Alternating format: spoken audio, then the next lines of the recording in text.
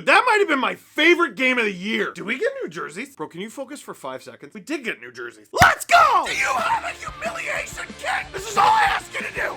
I'm having a great finger flick. You're allowed to show up. This team is ruining my life. I'm taking crazy pills. With you, wherever you are, welcome to LFR. Victory, Puppy Ziggy! 2 for 2 points. Is this the dagger?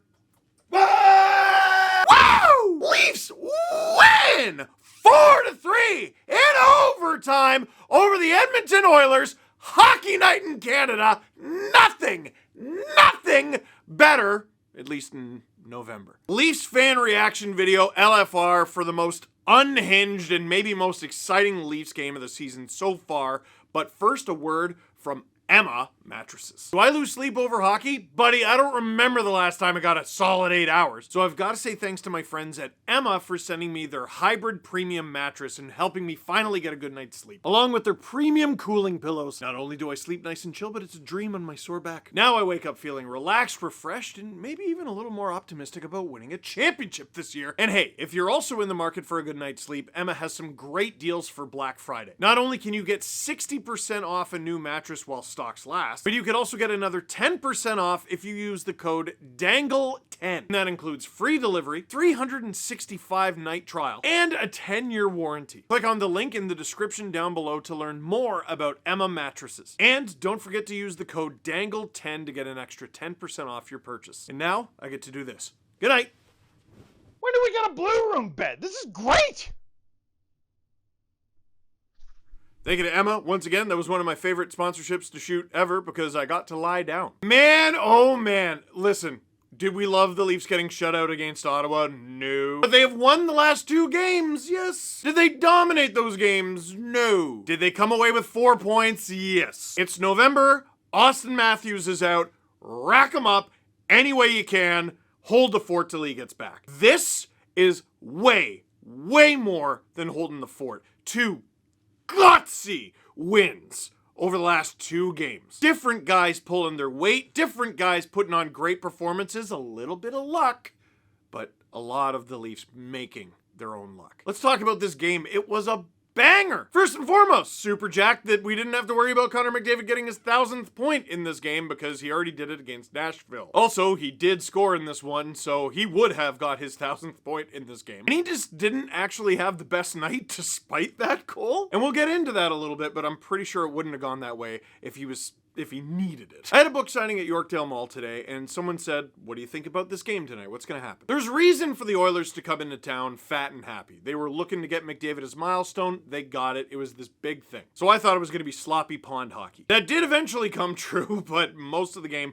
was not. Neither team had hit 20 shots yet until about halfway through the third, which is crazy because Edmonton had 30. But on that prediction, I was wrong because the Oilers come out firing less than 2 minutes in, and it's not even the Oilers so much as it is, I think, a miscommunication between 2 new partners. Jani Hakanpää made his Leafs debut the other night against the Washington Capitals in Washington, and it was relatively an uneventful debut. For a guy like Jani Hakanpää, that's good. Generally, I thought he was all right in this game, but whether it was his fault or Riley's, it's difficult to tell who.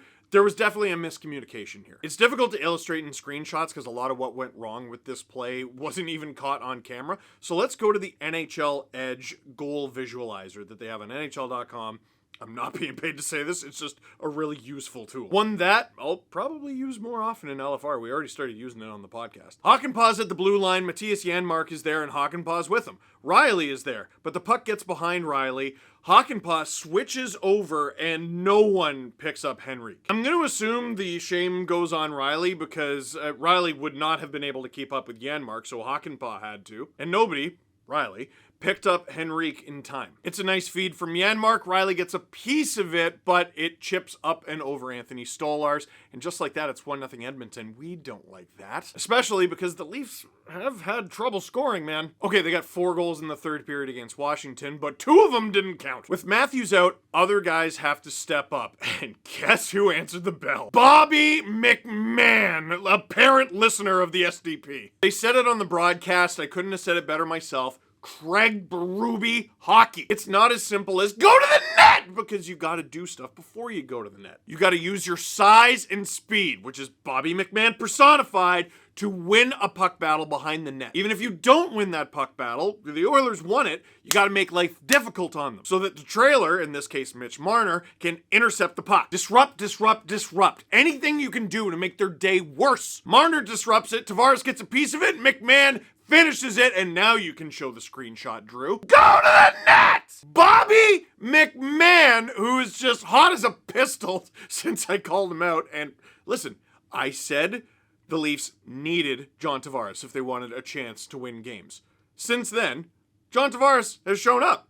And on a lot of nights, he's a major reason why they're winning games. Bobby McMahon is and now enormous part of this Leafs roster. If he's not going, that left side is not doing great, man. Outside of Matthew Nyes, it's open season down that thing. With Pacioretty out a while, it's not good. McMahon has to be good. He has to be contributing in order for this team to have life, and he has been recently, and that's why they're in games. That's why this one was tied. Now, unfortunately, that doesn't last. John Tavares takes a penalty on Evan Bouchard. Tavares doesn't like it. He immediately calls it the dive. Oilers get a power play, which hasn't been great this season, but it's still the Oilers' power play, and capable of, oh, look at that, they scored. It's a broken play, puck goes off, stuff ends up on Connor McDavid's stick, and he has a wide open net. Bad. You don't want that.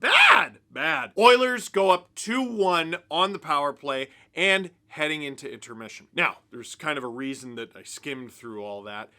Second period. Wow. Now, there was a reason that I skimmed over that. First of all, the Leafs had 2 power plays in the first period. On home ice, you shouldn't be losing after that period. And I thought the power play looked good too. Like, lots of different looks, especially on the first power play. They had Marner as the quarterback, and guys were switching around, and they were getting looks. It was just executing. The Oilers did a good job blocking. But the second reason that I skimmed through that is what happened in the second period early on. Ryan Reaves hit on Darnell Nurse. I've talked about this on the podcast a bunch. I've talked about it on the LFR. Whenever something dirty happens and there's some gray area, I often don't like talking about it because it very often brings out the worst in people. Man, I gotta tell you, as a Leafs fan, this one's easy. If you watch my reaction in the stream, live as it happened, I thought it was dirty right away. Puts it behind the net with no... Oh my God! Ryan Reaves just demolished Darnell Nurse, who's half unconscious. And I think that's a bad hit, man. Nurse is wobbly. Oh, Nurse is he's bleeding everywhere. Oh, we're not going to see Reaves for a while. Reaves is getting kicked out of this game, and I think he's going to get suspended. Wow.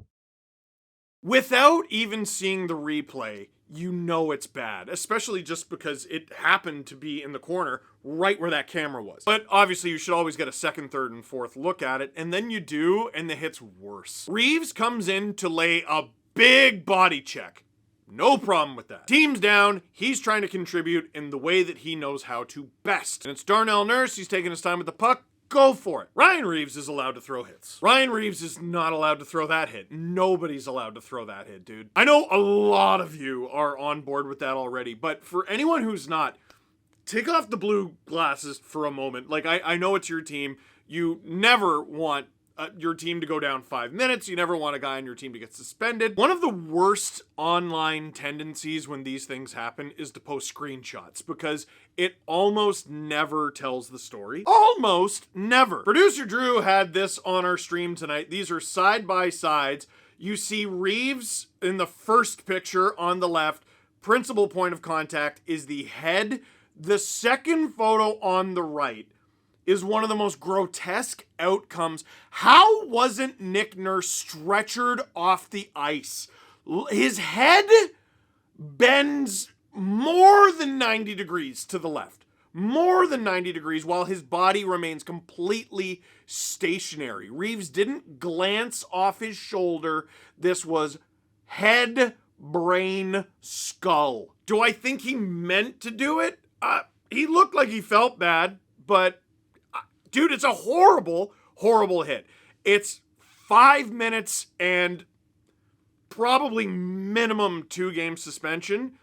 He might get 5. He might get more, because I didn't think Ryan Reaves had a suspension history, because for some reason when I Googled it, nothing came up. He's been suspended 3 times. According to hockeyreference.com, which has this information under transactions, he was suspended for boarding Matt Tennyson February 24th, 2016. That was his first one. He was suspended for an illegal check to the head of Tyler Mott, which I think is going to be relevant information in this proceeding, September 5th, 2020. That was during the COVID bubble. That's why you don't remember it. And the one flaw on Hockey Reference, it doesn't include suspensions from the playoffs, because he was suspended during the 2021 playoffs when he was with Vegas. The headline is right here from USA Today. Vegas Golden Knights Ryan Reaves suspended 2 games for ripping out hair of Colorado Avalanche's Ryan Graves. Vaguely remember we might have done a Dang It's video on that, but 3 suspensions, so he's got a track record, and one of those suspensions is for a hit to the head. Yeah, he's gonna get dinged, and he's gonna get dinged bad. Here's what's crazy. This game is on November 16th. You're probably watching this on November 17th. 30 days has November. There are 4 games left this month for the Leafs. They barely play through November. If Reaves is suspended for 4 games, we're not going to see him until December 2nd. If he's suspended 5, we're not going to see him until December 4th. All that to say, Alex Steves, come on down. You're the next contestant on the 4th line. Matthews still out of the lineup. Yarncroke doesn't look to be close to coming back. And Max Domi is very clearly not playing at 100%. Guys are really going to have to dig in here. And I mean, burying the lead a little bit, Darnell Nurse did not return to this game. It's probably part of the reason that the Oilers struggled down the stretch of this game. Best of luck to him. Hope he's okay. I cannot believe he wasn't stretchered off. Like, after you see that screenshot, it's wild. Seemed like a pretty obvious concussion. The blood was grotesque, and I wouldn't be surprised if there was some kind of neck injury. Recklessness is obviously a factor. You get suspended for recklessness. Intent is what gets you the big suspensions. Morgan Riley got 5 games last year because, he cross-checked Ridley Gregg in the face. David Perron got the longer suspension. He was suspended 6 games. I mean, there's no ambiguity there. Like, he just attacked a guy. Jason Spezza's 6-game suspension a few years ago, which I thought was bullcrap, but I at least understood it from he laid a bad hit, and he laid a bad hit while trying to get a piece of the other team as revenge. I don't think that's what Ryan Reaves is doing here. Like, I don't know about it, like, if he has any history with Darnell Nurse. It's a close game. It's not even halfway through the game. I guess what I'm trying to say is there's no clear intent that he tried to take the guy's head off, but he definitely almost took the guy's head off. The only it's terrible. Like, I'm not even going to say it with any kind of conviction. Like, Nurse is reaching. You're allowed to. Just because something is not the greatest idea doesn't mean you're not allowed to do it. The onus is on Ryan Reaves to lay a legal body check, and he didn't do that. Beginning, middle, end. Now, if you're a Leafs fan, here's the good news. They kill it off. After allowing a power play goal from the Oilers in disgustingly quick fashion, already losing 2-1, it felt like this game was going to get out of hand bad. The Oilers could have scored 3 power play goals here. Even 2. I don't think the Leafs come back from that. You're down 3. You don't have Matthews. Half your lineup is probably playing hurt or just not all that good at scoring. Being down 4-1, 3-1 at the hands of the Oilers, like, you can't plan on erasing a 3-1 deficit every night. Not every game is the Washington game. Anthony Stolarz was incredible. Mitch Marner was incredible. Pontus Holmberg was very admirable during all that. I'm trying to think of everyone. Like, everyone pulled their weight, and it kept the Leafs in the game. Going back the other way, Leafs get a power play. And Ekholm cross-checks Matthew Knies. You can't do that. It's a 5-on-3 power play. And the Oilers, with an admirable kill of their own, they were blocking everything. They were getting in the lanes. They kill it off. Both teams should have scored. Neither didn't. It remains 2-1. And that's the way it stayed for a long time. More than halfway through the third period, long time. Third period, I genuinely thought the Leafs were playing good hockey. I think they played good hockey all night tonight. Anthony Stolarz was really, really sharp, and he needed to be. I thought the defense was so good at breaking up plays and winning battles behind the net and just making it so that the Oilers were not as dangerous as they wanted to be and making it difficult to execute, which is good and great and a new strength of this team, honestly. But you're on home ice and losing. The saves are great, the defense is great, and it keeps you in the game, but eventually that clock up there is gonna run out. You have to score. Sometimes you work hard and luck finds you. That happened here, because this is a lucky goal. Leafs get a chance, Leafs don't score, Oilers go the other way. Evan Bouchard has the puck. Dude is one of the best offensive defensemen in the entire world. He might even make Team Canada for the Four Nation Face-Off this upcoming winter. He is going to make a beautiful outlet pass, tape to butt. Oh my God! Ah! Evan Bouchard, dude, look at this. Look at this. He has all the time and space in the world. There's barely any pressure on him. I can't tell what Leaf that is. Is that Kampf?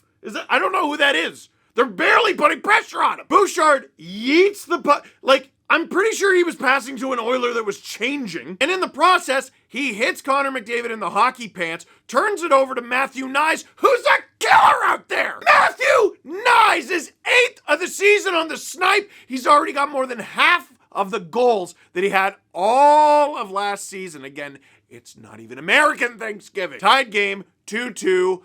Battle.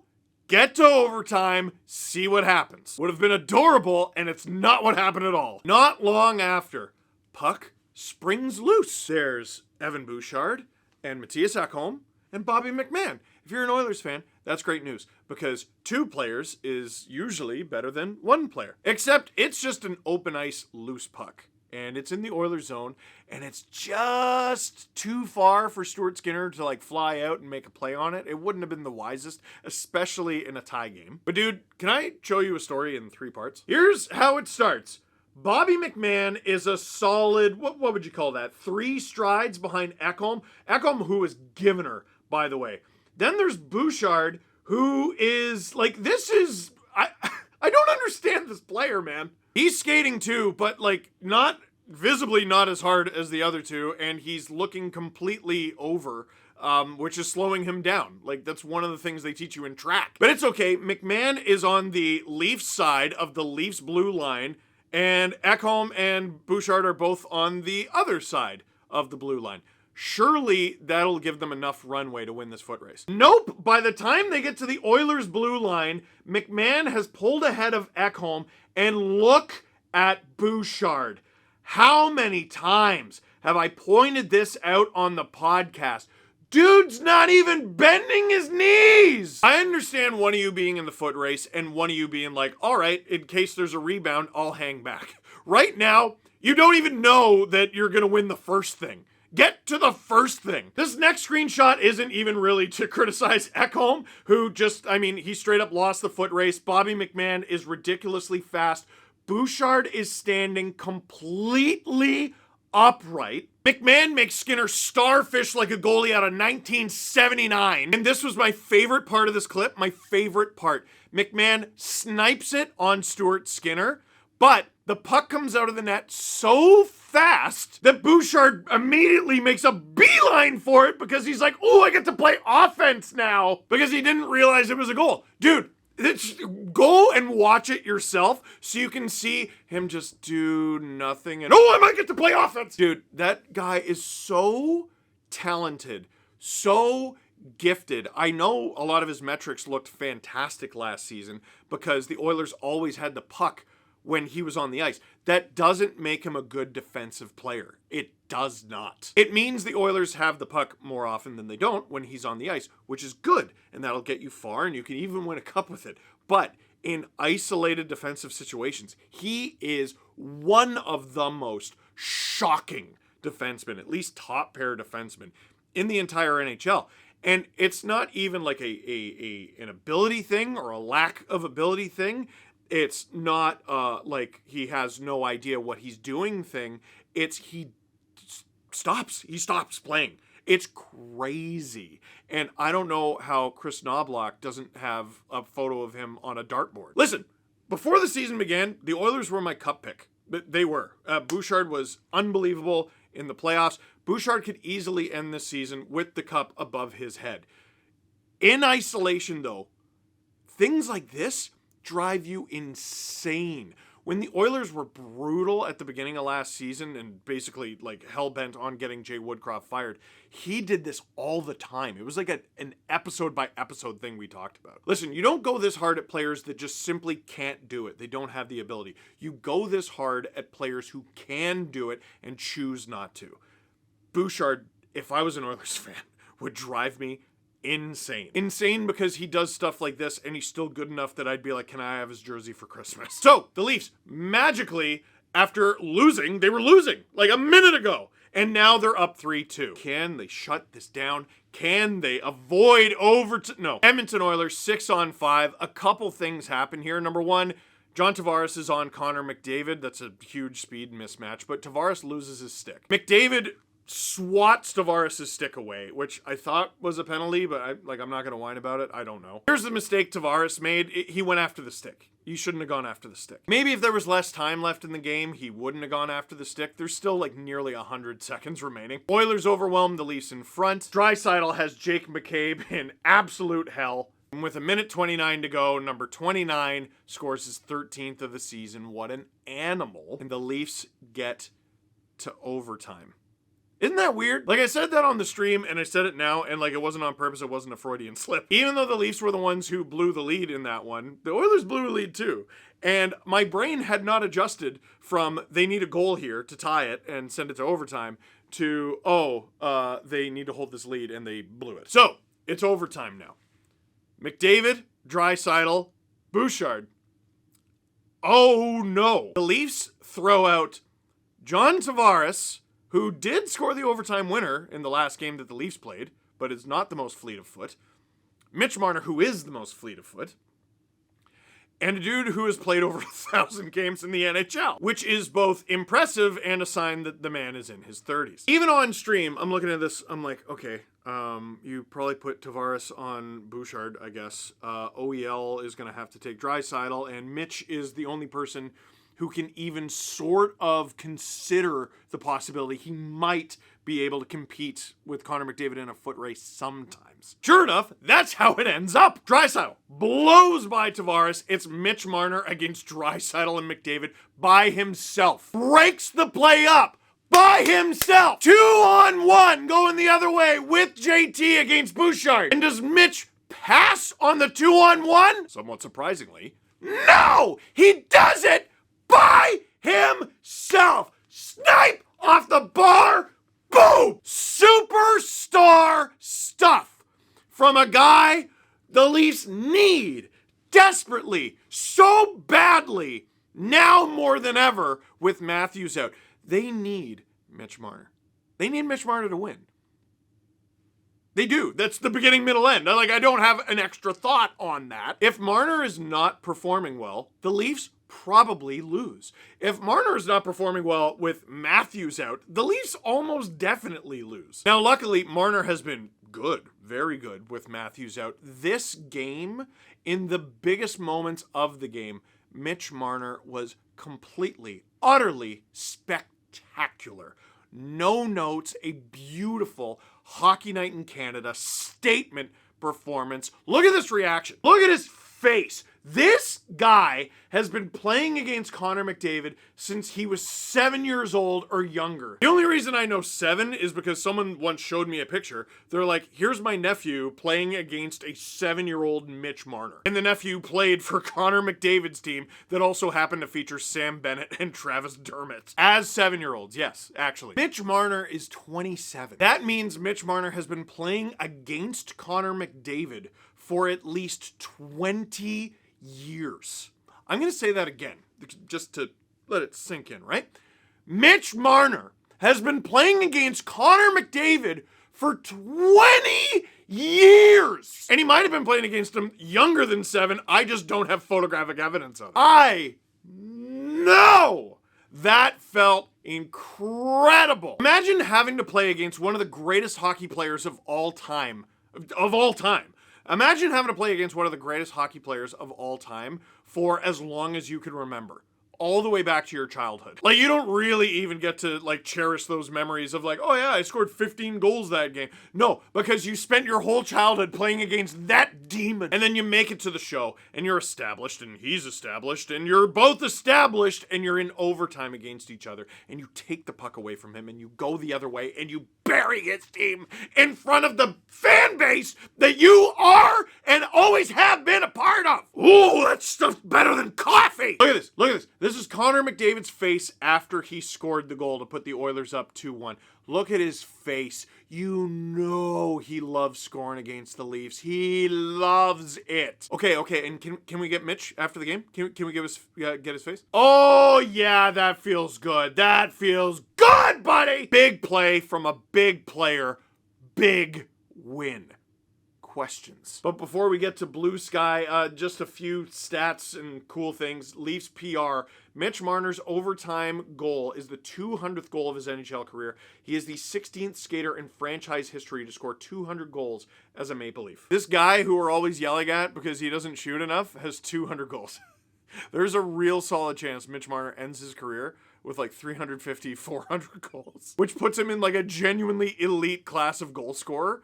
And we know him as a playmaker. We all know what his career is missing. It's missing the same thing that Matthews' career is missing, and Nylander's and Tavares' career is missing. But this is a special player. This is what I was alluding to earlier from Kevin Papetti. Expected goals for percentage tonight. McDavid was at 30%. Ryan Nugent-Hopkins and Zach Hyman both 27%. Great game for the McCabe-Tanev shutdown pair. Yeah, this is why you put Riley with Hakanpää. Because if that works out, Tanev-McCabe is crazy. And then your third pair is like OEL and Timmins, I guess. Throw Benoit in there sometimes. Like, this decor, I cannot believe how different and how good it looks. From Jesse Blake, Mitch Marner on playing against Connor McDavid. Probably the hardest challenge in the entire NHL right now. Just trying to stay above him. You gotta stay patient all the time because if you cheat, you're usually gonna end up in the back of the net. Craig Berube on if Mitch Marner should shoot more. He's a heck of a playmaker. I understand why he doesn't shoot more at times, but when he has the opportunities in good spots, he should shoot for sure. Did you see that? That's perfect. Not he should shoot more. He didn't say that. He said he should shoot. It doesn't seem like a big difference until, like, pause this video and just take a second to think about it. All the difference in the world. And this is just Coaching 101. Craig Berube asked for comment on the Reeves hit. I didn't look at it, so I'm not going to comment on it. That's the right answer, even though it's probably a lie. Even if it's not a lie, it's the right answer. There's no defense of the Reeves hit, so don't be like, yeah, I saw it. Okay, now questions. On a scale of 23 to 74, how nice is it watching good power forwards on the Leafs? McMahon has been a beautiful surprise on this roster since he randomly stuck in the lineup and scored a hat trick last season. Matthew Knies, guys, McMahon has what it takes to take over some games. Knies could be a special type of player that we haven't seen on the Leafs in generations. Like, that might sound overdramatic on account of the team has Marner and Nylander and Matthews and Tavares. No.